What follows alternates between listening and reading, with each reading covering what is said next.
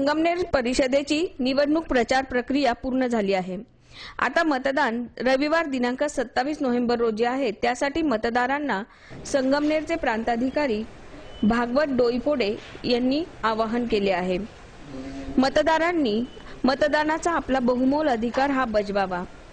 आपल्या शहराचा आणि गावाचा विकास करायचा असेल तर मतदान हे केलेच पाहिजे आणि मतदानासाठी लागणारी 16 ते 17 जी कागदपत्रे आहे त्यातील एक तरी कागदपत्र आवश्यक आणावं आणि शांततेत आपले मतदान करावे असे आवाहन यावेळी संगमनेरचे प्रांताधिकारी भागवत डोईफोडे यांनी जनतेला केले आहे। रविवारी संगमनेर नगर परिषदेच्या सार्वत्रिक निवडणुकीकरिता जे मतदान होणार आहे त्या मतदानाची प्रशासनातर्फे सर्व तयारी पूर्ण झालेली आहे।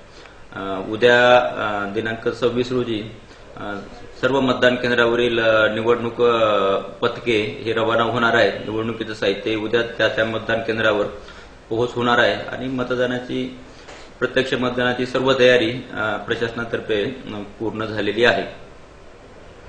एकूण 7 झोनल अधिकारी नियुक्त केलेले आहेत। ते सर्व झोनल अधिकाऱ्यांना त्या प्रभागामध्ये सतत माहिती घेऊन ज्या ज्या ठिकाणी अडचणी येईल त्या ठिकाणी कार्यवाही करण्याला सूचना देण्यात आलेल्या आहेत। त्यानंतर बूथ बंदोबस्तही देण्यात आलेला आहे। त्यानंतर पेट्रोलिंगची पथके ही पोलीस विभागाकडून नियुक्त करण्यात आलेली आहे। त्यानंतर राज्य राखीव पोलीस दलाच्या काही तुकड्या पण शहरामध्ये आलेल्या आहेत आणि प्रशासनातर्फे आणि पोलीस विभागातर्फे निवडणुकीची तयारी व्यवस्थित सुरू केलेली आहे। मतदारांना मी सूचित करू इच्छितो की या नगर परिषदेच्या सार्वत्रिक निवडणुकीकरिता हे 3 मतपत्रिका असणार आहेत। पहिली मतपत्रिका जी राहणार आहे ती वेगळ्या रंगाची असेल, ती नगराध्यक्ष पदासाठी आहे। दुसरी मतपत्रिका आणि तिसरी मतपत्रिका ह्या दोन्ही मतपत्रिका वेगवेगळ्या रंगाच्या आहेत।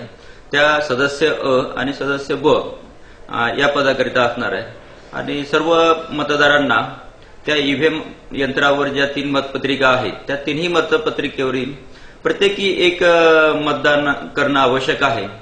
तिन्ही मतपत्रिका वेगवेगळ्या रंगाच्या आहेत। माझी मतदारांना जाहीर विनंती राहील की आपण तिन्ही मतपत्रिकेवरील एक बटन दाबून आपल्याला ज्या उमेदवारांना मत द्यायचं आहे त्या उमेदवारांना आपण मत द्यावं।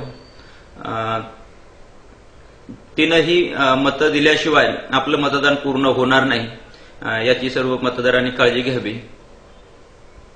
ऑस्कर न्यूज साठी प्रतिनिधी अमरे, संगमनेर।